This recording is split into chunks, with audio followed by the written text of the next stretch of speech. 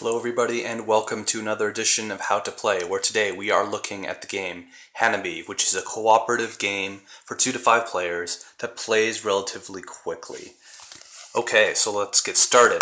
I've already set everything up as if I were to play with 3 players. I've dealt 5 cards to each player, set up the fuse tokens here from longest to the explosion, and I've placed all 8 timer tokens inside the box. This is the basic setup. The number of cards that you get differ for the number of players, so you deal each player a hand of 4 cards if there are 4 or 5 players, but today we're just playing a mock 3-player game. I've also taken the multicolored fireworks out of the deck, because this has to do with a variant, and we aren't looking at that. So, what happens after you deal people these cards is you do not get to look at them. This is unlike other games where you play your hand of cards while looking at them. Instead, this is an information sharing game where other people get to look at your cards, but you don't, and they're trying to give you information about the cards that you're supposed to play. Now, there are 3 things that you can do on your turn. The first thing you can do is give a piece of information. Each of these timers inside the box represent a piece of information that can be given. So everybody's going to be holding their cards up like this. For example, I'll show all of player 2's cards over there. Yeah, that's totally with insight. Okay, and you can see that there's a 1, 4, 4, 5, 3. So when you give information, you can tell the sorts of colors that there are inside their hand, or the sorts of numbers.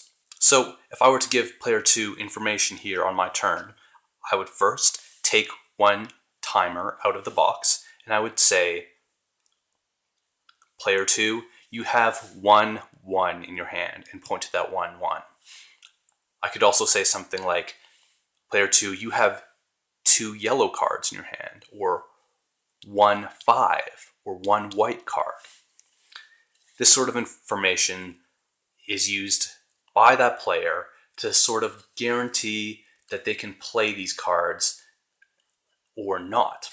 So what you're going to want to do, let's say I did that with my first turn. Player 2 with their second turn can play the 1. What you're going to want to do is build stacks of each of the 5 colors, yellow, green, blue, red, and white, from 1 to 5.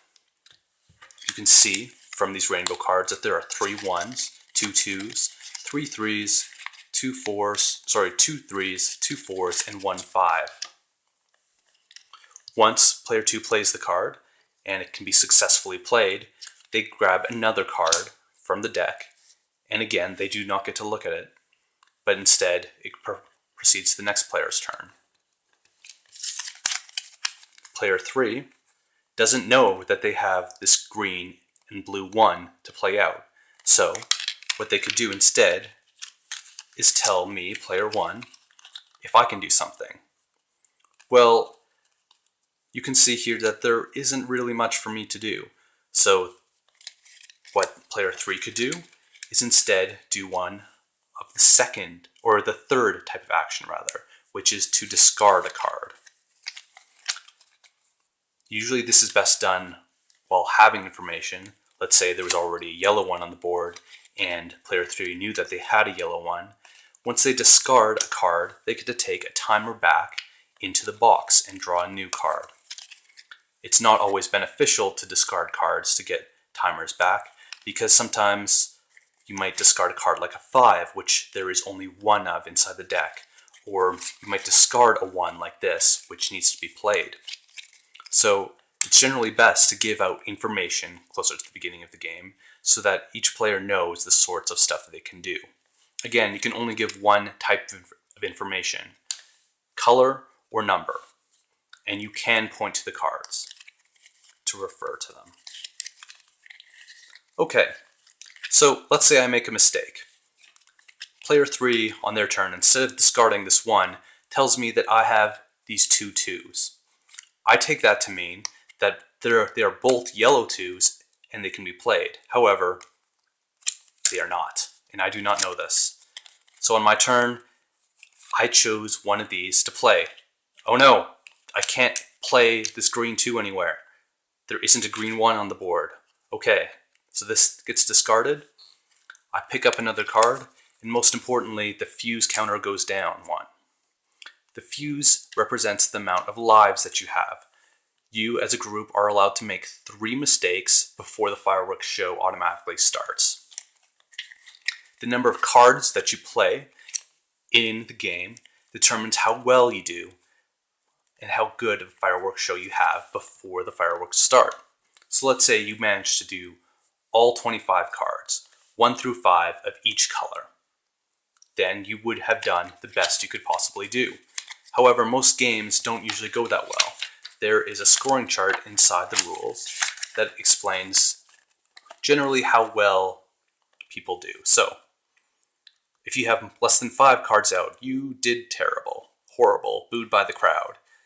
If you did 11 through 15, this is about average, honorable attempt, but quickly forgotten. 16 to 20, excellent, crowd pleasing. And if you can get all the way to 25, legendary, everyone is left speechless, stars in their eyes. So you, as the firework people, I don't know what their official title is, are trying to give each other information, get rid of fireworks that you don't want, and play the fireworks onto the board in order to cooperatively get to as many fireworks as possible. So, let's say that as a group, we gave out so much information that all of our timers are gone. At this point, people only have the last 2 options. They can play a card or they can discard a card. There's no way of giving information once all of this is done.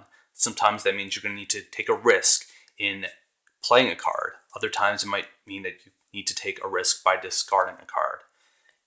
Since discarding a card gives these back, it's nice to know that if you have cards that are kind of useless, you can just get rid of them in order to have more information to be given later on turns by these information timer tokens. So that's Hanabi. It's a really simple game. It's a lot of fun. I really like it. Personally, I think it's a 10 out of 10. It's just a great game.